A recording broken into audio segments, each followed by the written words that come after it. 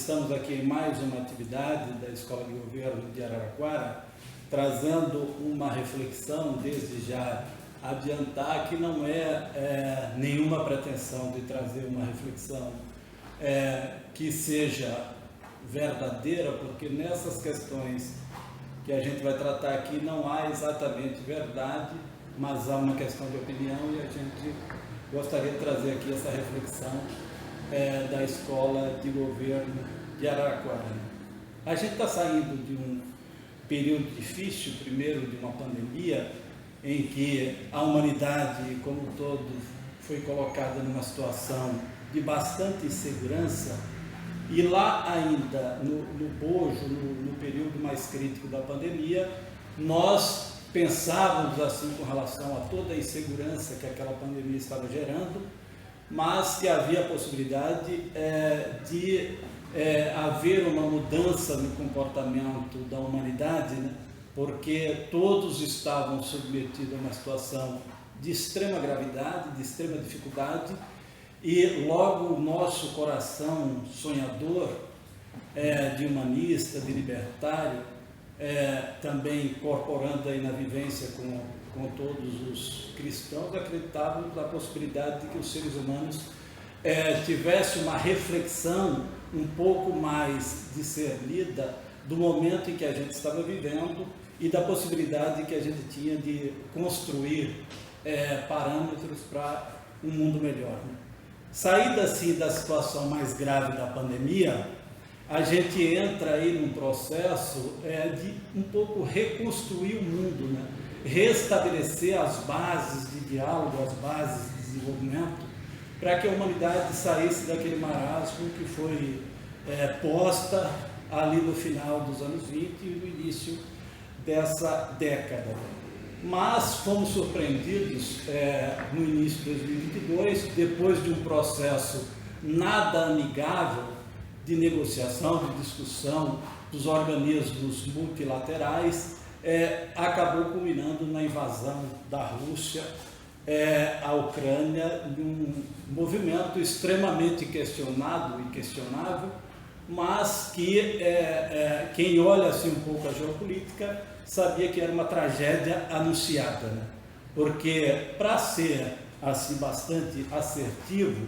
a impressão que se dá é que a gente não saiu exatamente nem da Segunda Guerra Mundial, né? Porque a gente sai de um processo de pacificação negociada e a gente entra num processo de extrema insegurança internacional, e aí se formam inclusive dois blocos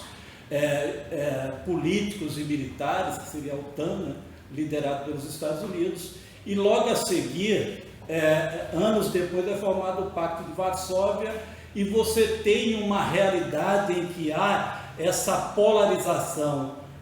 sob a liderança de um lado dos Estados Unidos e do outro da União Soviética, que prolonga esse estado de insegurança por longas décadas. E aí a gente chega,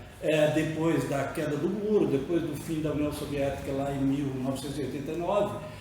a gente estabelece uma situação em que uma potência militar continuava na condição de potência militar e tinha perdido a proeminência do ponto de vista econômico,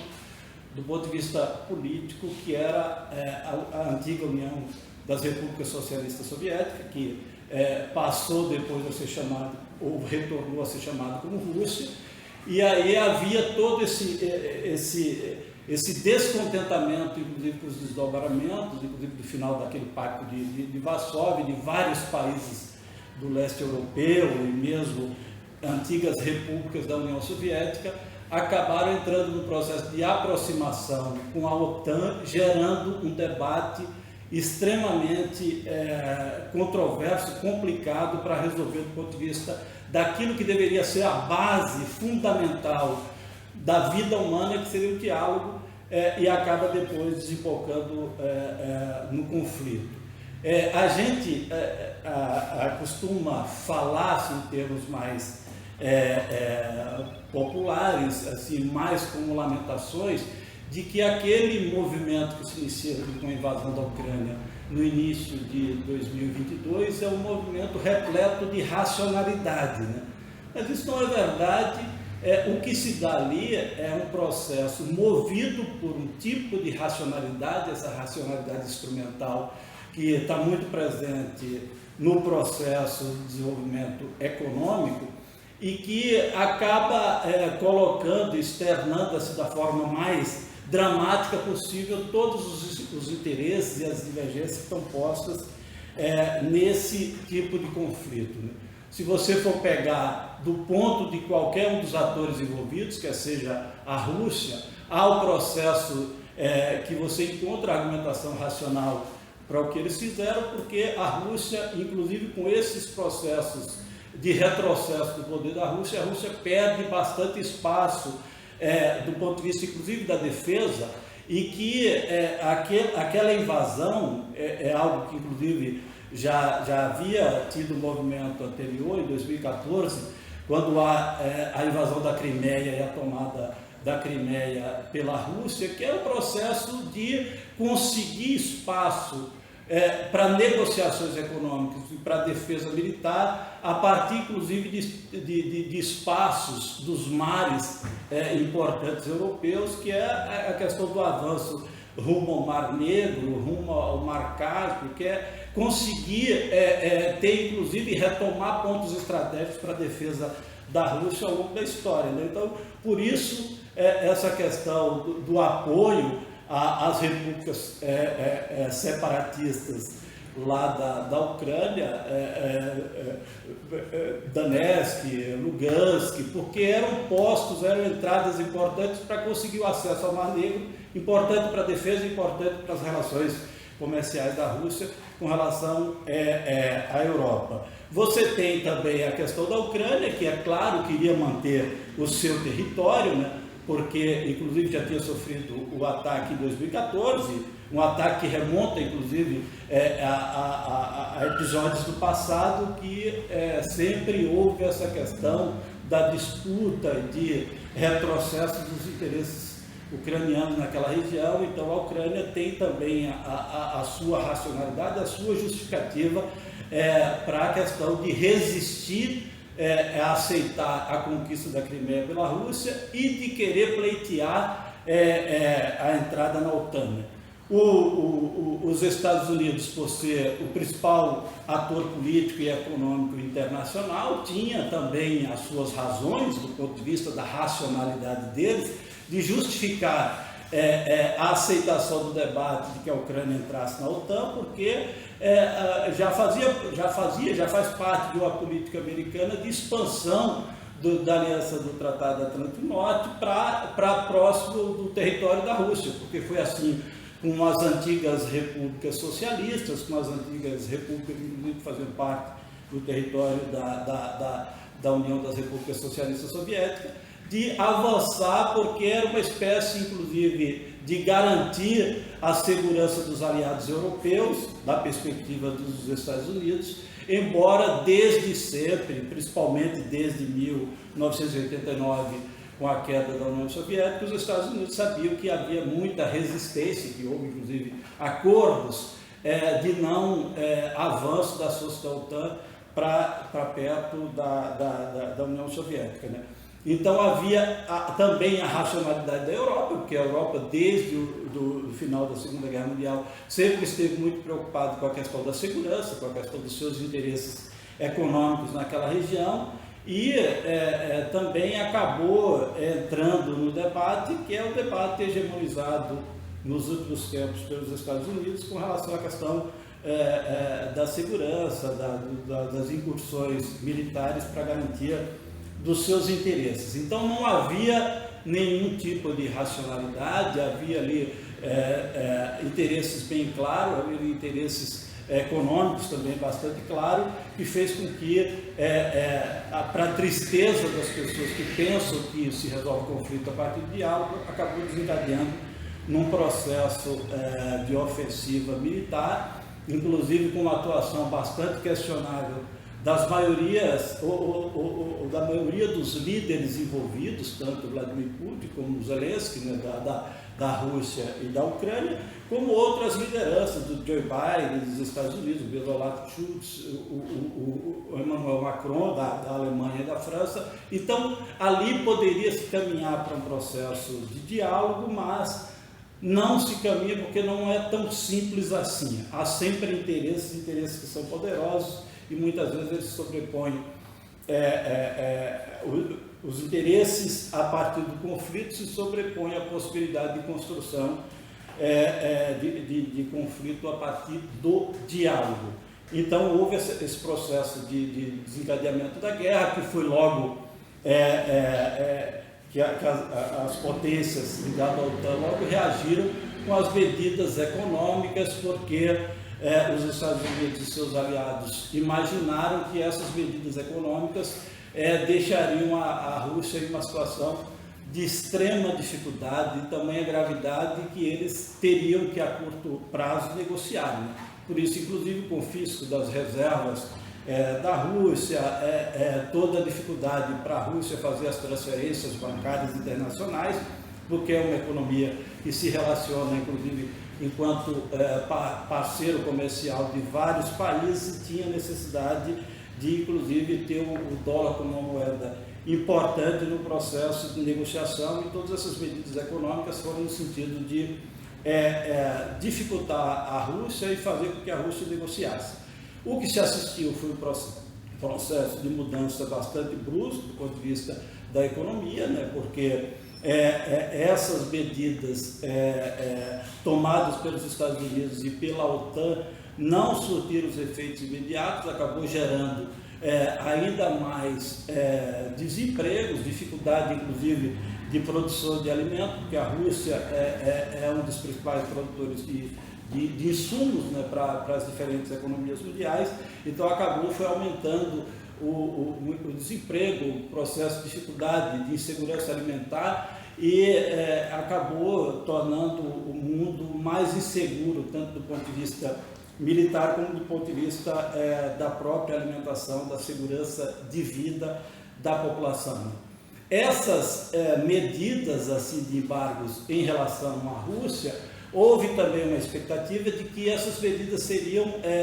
seguidas por diferentes regiões do mundo. Não foi o que de fato aconteceu. Na verdade, a gente tem grande parte da Ásia, a maioria da população da Ásia e dos países asiáticos, que concentram 60% da população mundial, não foi signatária dessas medidas de embargos à Rússia, que foi adotado pelas potências ocidentais, e inclusive a Rússia teve o apoio bastante pronto da China, né? Mesmo em regiões como a América Latina e a África, não houve um processo de adesão a essas medidas da OTAN liderada pelos Estados Unidos, e o que se estabeleceu foi uma situação de extrema indefinição no cenário internacional em relação à questão de para onde seguiriam as diferentes economias, inclusive do ponto de vista da adoção dos mecanismos de relação de troca, né? Por exemplo, o dólar, que está bastante caro, inclusive, ele não foi alçado à condição da base para todas as economias negociarem no mercado internacional, e acabou sofrendo bastante revés. Se a gente for pegar do ponto de vista macroeconômico, do ponto de vista do grande debate econômico mundial, até essa fase do processo, que vem se arrastando há mais de um ano depois da invasão da Ucrânia, há inclusive um sentimento de que a Rússia ganha essa primeira parte do round, inclusive do ponto de vista da sua estratégia econômica, né? Porque se esperava que a Rússia ia cair vertiginosamente do ponto de vista econômico, ia ter bastante dificuldade de negociar com essa dificuldade de acesso ao dólar, e a Rússia se reinventou com relações, inclusive, com a China de forma preferencial, mas com outros países, e tem conseguido reproduzir a sua economia de forma até alentadora do ponto de vista deles os russos, né? Então há um cenário de bastante definição. Se a gente for trazer a reflexão para a América Latina, há um cenário de bastante aceitação dessas relações com o bloco liderado pela Rússia e pela China, até porque há uma questão de sobrevivência, né? A América Latina é bastante dependente dos insumos russos, então é muito difícil. O Brasil, inclusive, tinha uma certa autonomia em relação à produção de insumos, mas no último período, aí, no final dos anos 10, acabou fechando algumas empresas produtoras de insumos, então é muito dependente, inclusive o agronegócio brasileiro é extremamente dependente dos insumos russos, e por isso, inclusive, o governo brasileiro, ainda na época do governo anterior, teve dificuldade de se posicionar contra a Rússia, porque estava com dificuldade de arrumar uma outra forma de produzir sem os insumos russos. Em relação a tudo isso, a gente tem um rol de lideranças na América Latina que ele hoje no aspecto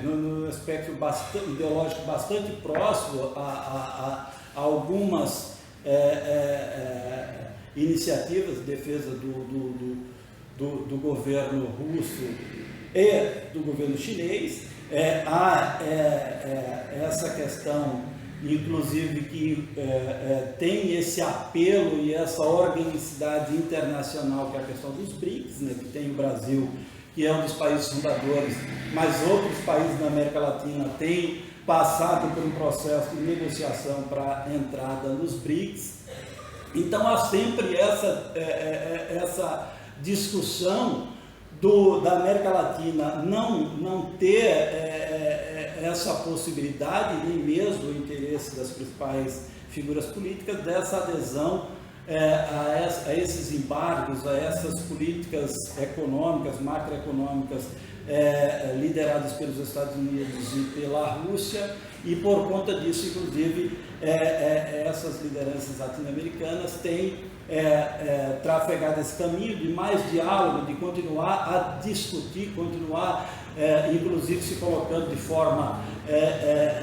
bastante neutra no processo de debate, de formação de blocos, mas por conta, inclusive, dos interesses econômicos, inclusive porque a China é o principal parceiro comercial da maioria das economias latino-americanas, então tem havido esse processo de continuidade do diálogo, de continuidade do debate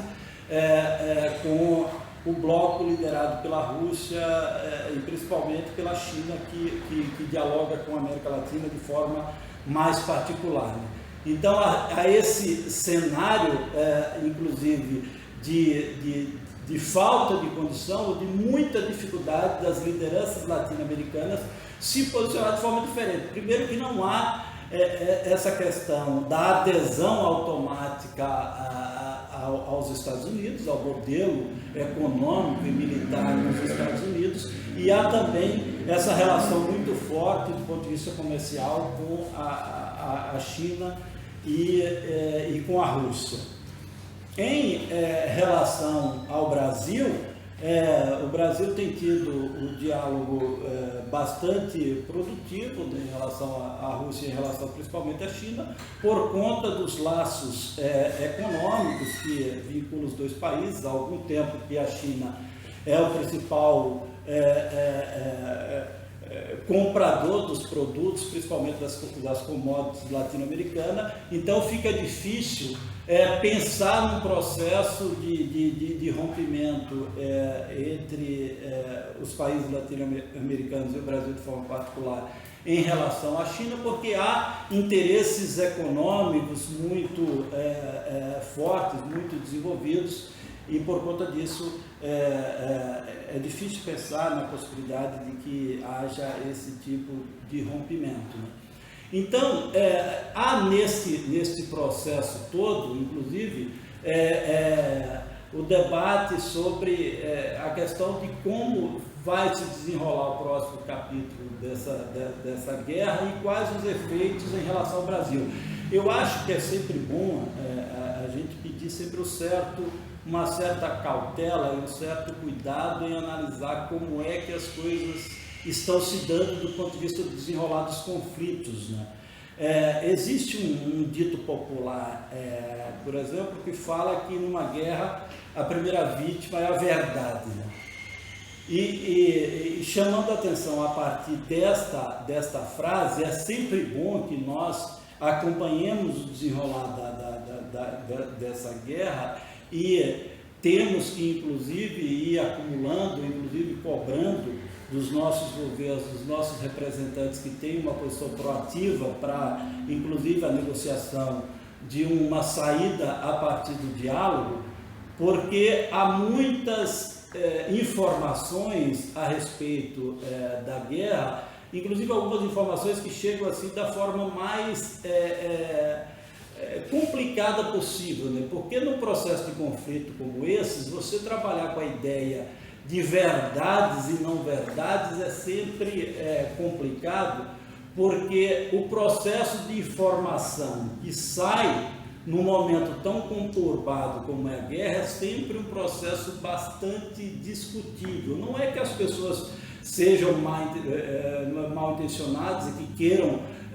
propagar a verdade ou a inverdade, é porque as informações elas são, inclusive, a principal estratégia no meio de uma guerra, né? Então a gente tem que acompanhar o máximo possível, ter capacidade de discernimento e ter, inclusive, essa crença que nos move enquanto seres humanos que acreditamos na possibilidade de uma vivência passiva, da coexistência entre os povos, a gente acaba optando pelo processo de diálogo para finalizar essa guerra. Porque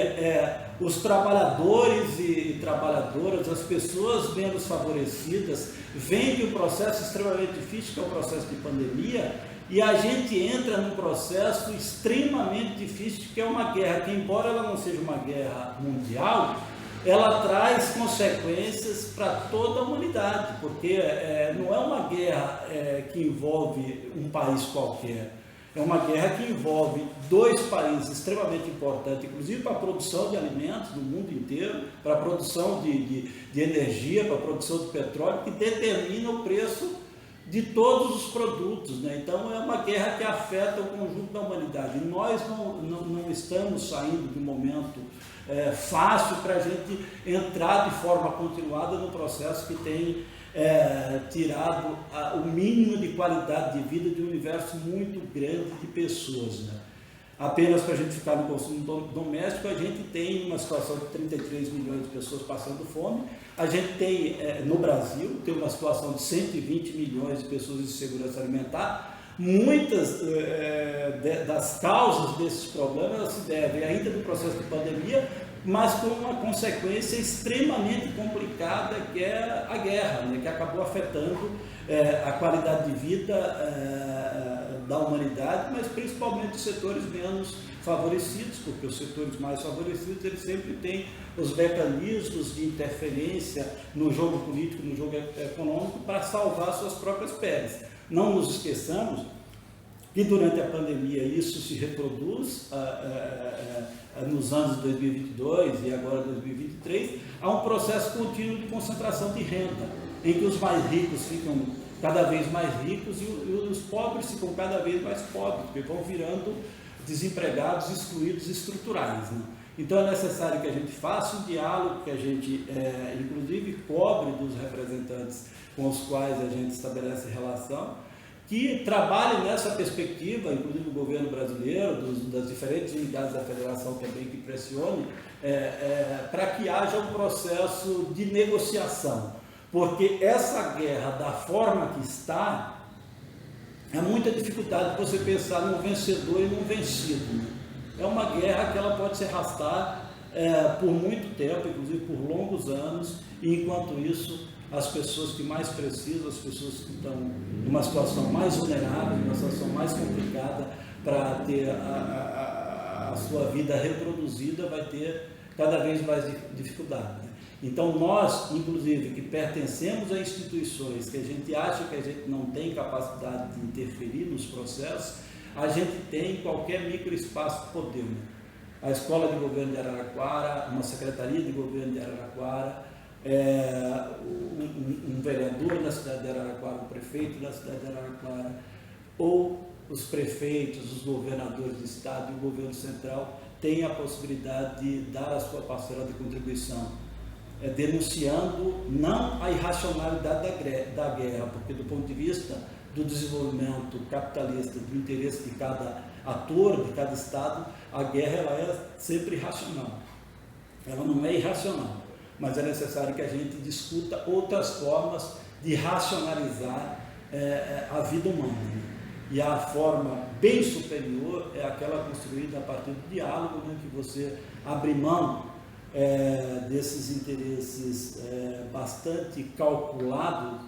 e você constrói interesses que possam tornar a vida das pessoas melhor. Então a gente precisa retomar um processo de debate político mais dialogado, internamente no nosso país e em esfera planetária. A gente tem que retomar um modelo de desenvolvimento econômico, ou construir um modelo de desenvolvimento econômico que pense no futuro da humanidade, que não trate com normalidade que você tenha 1 bilhão de pessoas em insegurança alimentar, muitos passando fome, que você tenha 33 milhões de pessoas no Brasil, que você tenha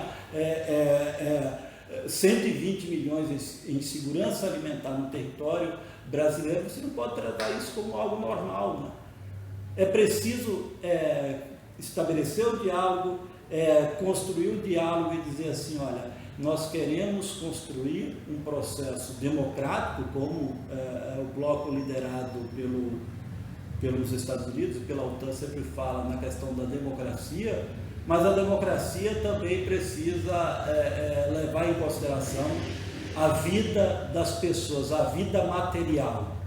a necessidade de se alimentar, a necessidade de se vestir, a necessidade de ter cada indivíduo e cada família com mínimo de qualidade de vida. Então nós temos que perseguir a possibilidade de construção de um mundo melhor. Nós não podemos aceitar que simplesmente as coisas sejam construídas dessa forma. Então os setores excluídos têm que ser pensado na agenda, tem que entrar na agenda. Ou como diria o presidente atual, o pobre tem que fazer parte do orçamento. Isso é verdade, não deve ser retórica, porque não dá para a gente aceitar moralmente que 33 milhões de pessoas passem fome, que 120 milhões de pessoas estejam em insegurança alimentar. Se a gente quer a paz, se a gente quer a segurança duradoura, tem que ter uma agenda que contemple minimamente o universo de pessoas, a totalidade de brasileiros, a totalidade de latino-americanos, a totalidade de africanos, de asiáticos, de europeus, a totalidade das pessoas do universo. Ou a gente pensa em construir a paz a partir da inclusão das pessoas, de uma qualidade de vida digna para todos, ou a gente vai ter em troca o caos. Então, ou é a paz duradoura, ou então é a reincidência do caos, a reincidência da violência, a reincidência do conflito, a reincidência de um mundo inseguro e caótico.